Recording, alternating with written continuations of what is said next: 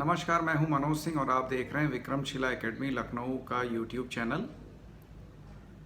पिछले सेशन में हम लोगों ने बजट पर चर्चा करी थी। अंतरिम बजट इस बार 2024 में आया है क्योंकि इस वर्ष लोकसभा के चुनाव होने हैं और लोकसभा का जो अंतिम वर्ष होता है उस वर्ष अंतरिम बजट लाया जाता है।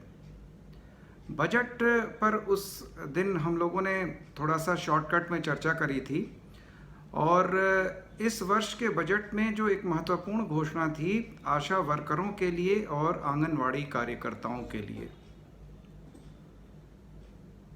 दरअसल इन दोनों के लिए आयुष्मान कार्ड की घोषणा की गई थी कि इन दोनों वर्गों को आयुष्मान कार्ड या आयुष्मान की जो बीमा जो योजना है स्वास्थ्य के लिए वो इन दोनों वर्गों को प्रदान की जाएगी।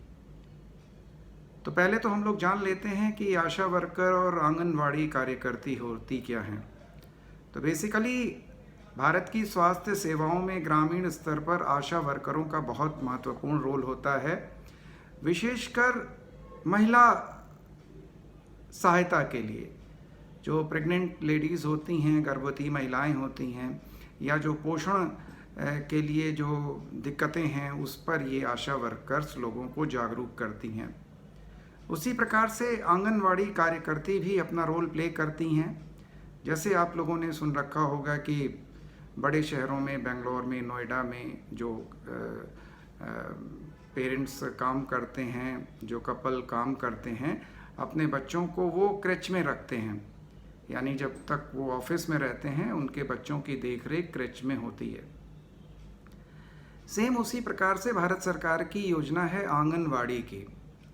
यानी जो महिलाएं खेतों में काम करती हैं या और कोई काम करती हैं ग्रामीण क्षेत्रों में, उनके लिए सरकार की तरफ से आंगनवाड़ी की व्यवस्था होती है। यानी वो अपने बच्चों को उन आंगनवाड़ियों में छोड़ कर के जा सकती हैं जहां पर आंगनवाड़ी कार्यकर्ता उनकी देखरेख करती हैं और उनके पौष्टिक भोजन की व्यवस्था वहां पर होती है महिला एवं बाल विकास मंत्रालय के द्वारा। तो निश्चित रूप से आशा वर्कर और आंगनवाड़ी कार्यकर्ताओं का स्वास्थ्य सेवाओं में महत्वपूर्ण रोल है और कोविड-19 के दौरान पूरे भारत में जागरूकता फैलाने और कोविड नियंत्रण में आशा वर्करों और आंगनवाड़ी कार्यकर्तियों की महत्वपूर्ण भूमिका थी, सहायिकाओं की महत्वपूर्ण भूमिका थी। इस भूमिका को देखते हुए ही इस वर्ष के बजट में इन आशा वर्करों और आंगनवाड़ी कार्यकर्ताओं के लिए आयुष्मान कार्ड या आयुष्मान जन आरोग्य बीमा योजना सुविधा देने की घोषणा की गई। निश्चित रूप से ये बहुत ही प्रशंसनीय कदम है और इसके सकारात्मक परिणाम भी सामने आए हैं। लगभग 3 लाख आशा वर्करों ने आवेदन दिया है इस कार्ड को हासिल करने के लिए। इसी प्रकार 23 लाख के लगभग आंगनवाड़ी कार्यकर्ता और सहायिकाओं ने भी आयुष्मान कार्ड को हासिल करने या प्रधानमंत्री जन आरोग्य योजना के लिए आवेदन किया है। तो अब हम लोग थोड़ा सा जान लेते हैं कि आखिर ये प्रधानमंत्री जन आरोग्य योजना है क्या, कब लागू हुई, इसमें क्या सुविधा प्रदान की जाती है। तो बीमा के बारे में तो आप लोग जानते ही होंगे। जैसे स्वास्थ्य बीमा होती है, हम लोग स्वास्थ्य बीमा लेते हैं और जितने का वो बीमा होता है, अगर कोई बीमार पड़ता है तो हॉस्पिटल में भर्ती हो जाता है और कैशलेस उसका इलाज हो जाता है और बीमा कंपनी और हॉस्पिटल उसको मैनेज कर लेते हैं आपस में।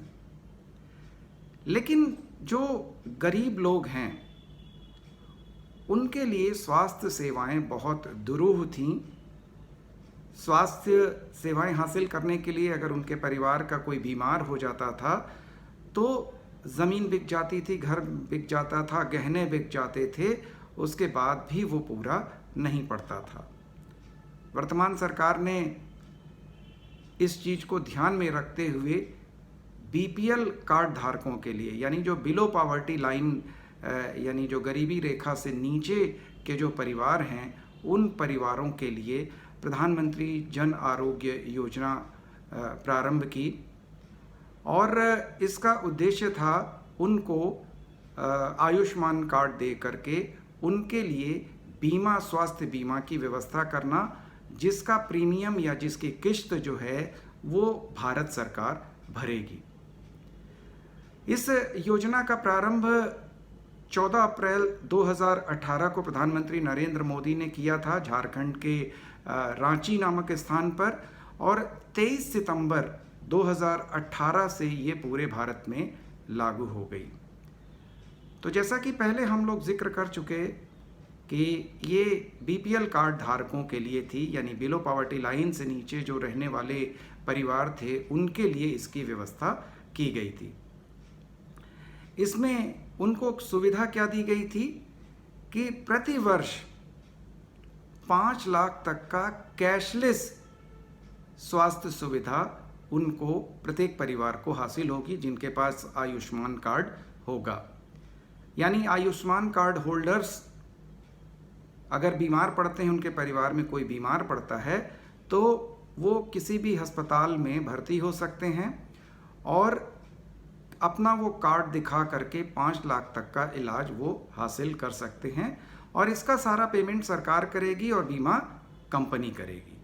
यानी उन गरीबों को अब अपना खेत, मकान, गहने बेचने की आवश्यकता नहीं है, किसी से उधार लेने की आवश्यकता नहीं है। अगर हम बात करें कि अब तक कितने लोगों को इस आयुष्मान भारत की सुविधा मिल चुकी है, तो लगभग 55 करोड़ लोग इसमें शामिल हो चुके हैं, और अगर हम परिवार की बात करें तो 12 करोड़ परिवार इसमें शामिल हो चुके हैं। अगर हम बात करें कि अब तक पूरे भारत में कितने लोगों को आयुष्मान भारत कार्ड इशू हो चुका है, तो 28.45 करोड़ लोगों को आयुष्मान कार्ड अब तक मिल चुका है। तो निश्चित रूप से इस अंतरिम बजट में 2024 के आशा वर्करों और आंगनवाड़ी कार्यकर्ताओं को जो ये आयुष्मान कार्ड देने की घोषणा की गई है, ये काबिले तारीफ़ है। तो आज बस इतना ही। अगले सेशन में हम लोग किसी और नए मुद्दे पर चर्चा करेंगे। कृपया आप लोगों से अनुरोध है कि Vikramshila academy Lucknow YouTube channel को ज़्यादा से ज़्यादा सब्सक्राइब करें, लाइक करें और शेयर करें। नमस्कार, जय हिंद, जय भारत।